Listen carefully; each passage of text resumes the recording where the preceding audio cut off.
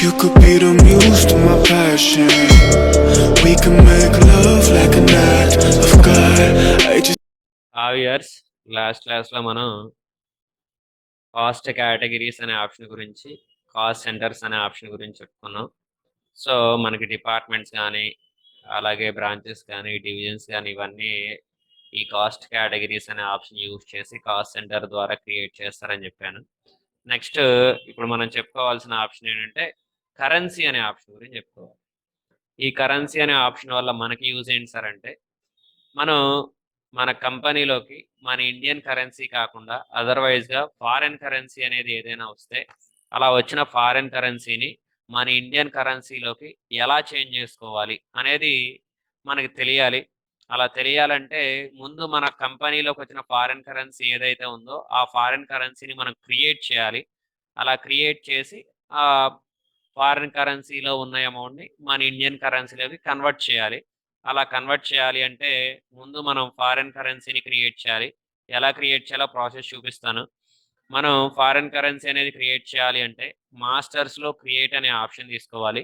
So క్రియేట్లో currency అని ఉంటుంది. Currency అనే ఆప్షన్ సెలెక్ట్ చేయాలి. సెలెక్ట్ చేసిన వెంటనే క్రియేట్ న్యూ అనే ఆప్షన్ అడుగుతాడు. సో ఇలా క్రియేట్ న్యూ అనే ఆప్షన్ తీసుకొని మన కంపెనీలోకి వచ్చిన ఫారెన్ కరెన్సీ ఏదైతే ఉందో ఆ ఫారెన్ కరెన్సీని మనం క్రియేట్ చేయాలి. సో ఎగ్జాంపుల్గా ఈరోజు నేను డాలర్ క్రియేట్ చేస్తా. ఇక్కడ మనకి డాలర్ సింబల్ డిస్ప్లే అవ్వాలి. డాలర్ సింబల్ రావాలంటే మనకి ఇక్కడ కీబోర్డ్లో Shift+4 ప్రెస్ చేయాలి. Shift+4 ప్రెస్ చేస్తే మనకి డాలర్ సింబల్ డిస్ప్లే అవుతుంది. సార్ నాకు రూపీస్ సింబల్ కూడా డిస్ప్లే అవ్వాలి సార్ అంటే దానికి కూడా ఒక షార్ట్ కట్ ఉంది. రూపీస్ సింబల్ డిస్ప్లే అవ్వాలి అంటే కీబోర్డ్లో Ctrl+4 ప్రెస్ చేయాలి. Shift+4 అయితే డాలర్ సింబల్, Ctrl+4 అయితే రూపీస్ సింబల్. సో ఇలా మనకి ఫారెన్ కరెన్సీస్కి ఒక్కొక్క ఫారెన్ కరెన్సీకి ఒక్కొక్క షార్ట్ కట్ ఉంటుందన్నమాట. ప్రజెంట్ ఈ రెండు చెప్పుకుందాం. సో ప్రాబ్లం వచ్చినప్పుడు ప్రాక్టికల్గా చేసేటప్పుడు రిమైనింగ్ ఫారెన్ కరెన్సీస్కి సంబంధించి షార్ట్ కట్స్ కూడా చెప్పేస్తాను. ప్రజెంట్ అయితే ఈ రెండింటిలో ఇప్పుడు మనకు కావాల్సింది డాలర్ సింబల్ కాబట్టి Shift+4 ప్రెస్ చేయి. ఫార్మల్ నేమ్ వచ్చేసి యుఎస్ డాలర్.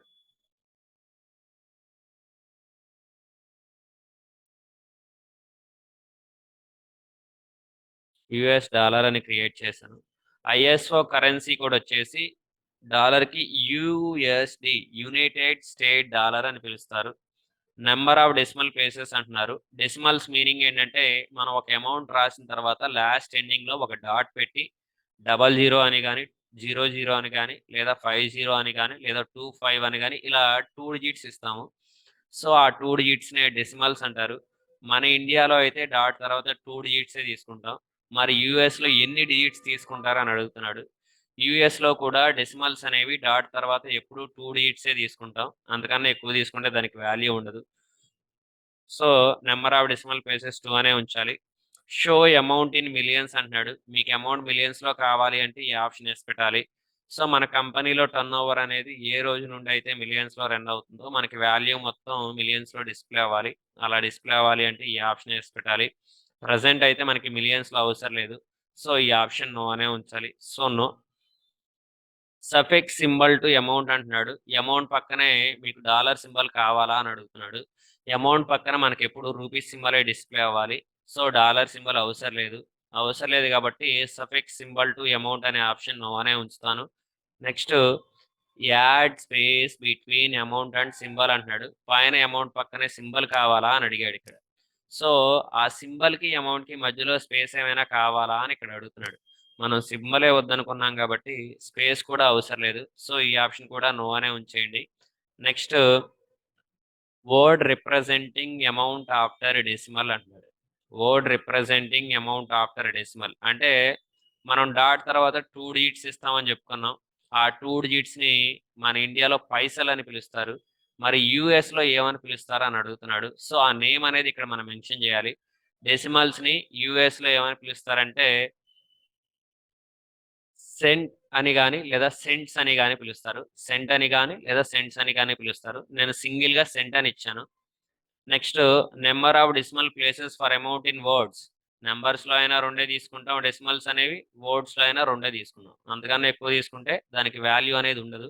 సో ఇలా మనకు మన కంపెనీలోకి వచ్చిన ఫారెన్ కరెన్సీ ఏదైతే ఉందో ఆ ఫారెన్ కరెన్సీని ఇలా క్రియేట్ చేసి ఫైనల్గా సేవ్ చేయాలి. సో సేవ్ చేసేసాను. అయితే సేవ్ చేసాం, బాగానే ఉంది. డాలర్ కూడా క్రియేట్ చేసాం. So dollar value rupees value మనకి ఎప్పుడు ఈక్వల్గా ఉండదు. రూపీస్ వాల్యూ డాలర్ వాల్యూ ఎప్పుడు ఈక్వల్గా ఉండదు. సో ఇప్పుడు ఏం చేయాలి అంటే మనం క్రియేట్ చేసిన డాలర్ ఏదైతే ఉందో ఆ డాలర్కి మనమే ఒక రేట్ అనేది క్రియేట్ చేయాలి. సో అలా క్రియేట్ చేయాలి అంటే రేట్ ఆఫ్ ఎక్స్చేంజ్ అనే ఆప్షన్ తీసుకోవాలి. ఇది కూడా మనకి ఎక్కడ ఉంటుందంటే మాస్టర్స్లో, క్రియేట్లో, ఇక్కడే ఎప్పుడైతే ఫారెన్ కరెన్సీ క్రియేట్ చేస్తామో అకౌంటింగ్ మాస్టర్లో డిఫాల్ట్గా రేట్ ఆఫ్ ఎక్స్చేంజ్ అనే ఆప్షన్ మనకి డిస్ప్లే అవుతుంది. సో రేట్ ఆఫ్ ఎక్స్చేంజ్ అనే ఆప్షన్ తీసుకుంటున్నాను. తీసుకోవాలంటే ప్రాసెస్ వచ్చేసి మాస్టర్స్లో క్రియేట్లో రేట్ ఆఫ్ ఎక్స్చేంజ్ తీసుకున్నాను. సో మనం ఏ రోజు డేట్కి అయితే రేట్ అనేది ఎక్స్చేంజ్ చేయాలనుకుంటున్నామో ఆ రోజు డేట్ అనేది ఇక్కడ మెన్షన్ చేయాలి. నార్మల్గా మనకి ట్రయల్ వెర్షన్లో ఎవ్రీడే డేట్ అనేది చేంజ్ అవ్వదు కాబట్టి నేను ఇక్కడ ఈ డేట్కే రేట్ అనేది ఎక్స్చేంజ్ చేయాలనుకుంటున్నా. సో ఆ డేటే ఉంచుతాను. ఇక్కడ మనం క్రియేట్ చేసిన డాలర్ వాల్యూ కూడా డిస్ప్లే అయింది. సో డాలర్ వాల్యూ ఇచ్చేయాలి. ఇక్కడ మనం రేట్ ఎంతైతే ఉంటుందో ఆ రేట్ అనేది మనం మెన్షన్ చేస్తే సరిపోద్ది. ఎగ్జాంపుల్‌గా నేను డాలర్ రేట్ వచ్చేసి ఈరోజు 82.60 పైసలుంది. ఒక డాలర్ వాల్యూ మన ఇండియన్ రూపీస్‌లో 82.60 పైసలుంది. నేను ఎగ్జాంపుల్‌గా ఇస్తున్నాను. సో నేను ఇలా వాల్యూ ఇచ్చి ఎంటర్ ప్రెస్ చేసిన వెంటనే ఈ వాల్యూకి ముందు ఒక రూపీస్ సింబల్ వస్తుంది.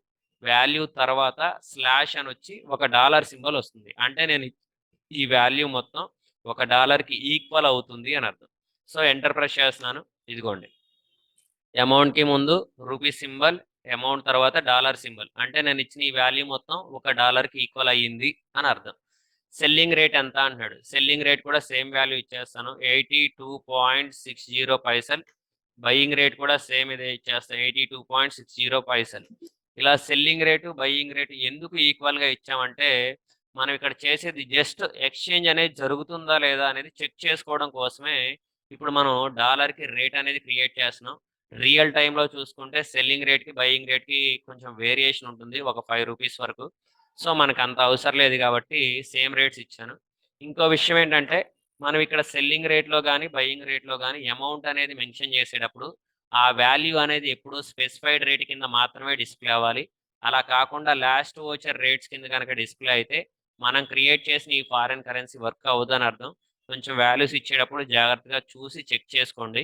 సో ఒక ఫారెన్ కరెన్సీని క్రియేట్ చేసి దానికి రేట్ అనేది ఎంటర్ చేయాలి అంటే ఇది ప్రాసెస్. సేవ్ చేసేస్తున్నాను. కరెన్సీ క్రియేషన్ అయిపోయింది. అలాగే రేట్ కూడా ఇచ్చేసాం.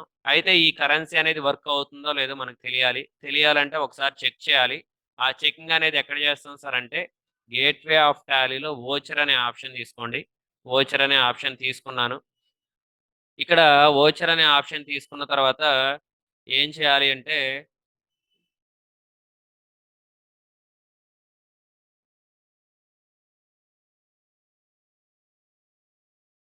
ఇక్కడ F4 ప్రెస్ చేయండి.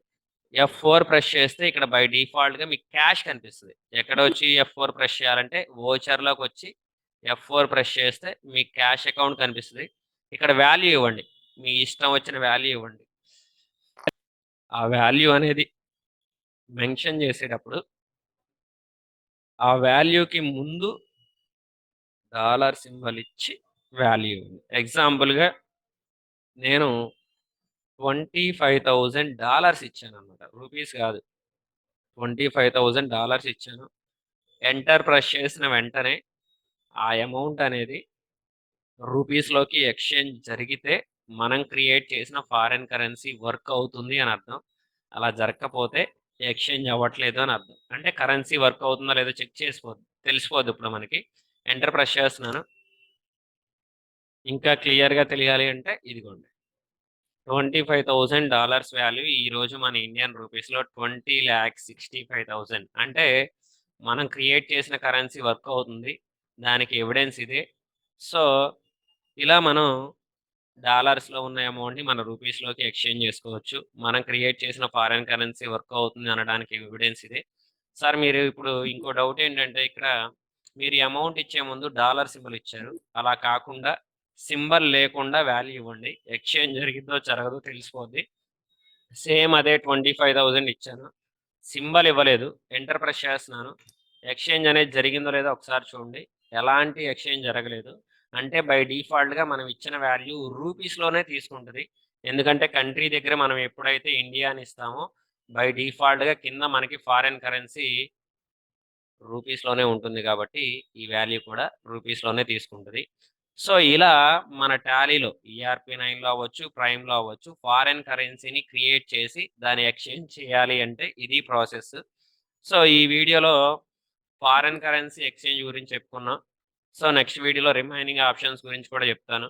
ఈ వీడియో గనక మీకు నచ్చినట్లయితే లైక్ చేయండి, షేర్ చేయండి, సబ్స్క్రైబ్ చేయడం మాత్రం మర్చిపోకండి. Thank you. You could be the muse to my passion. We can make love like an act of God.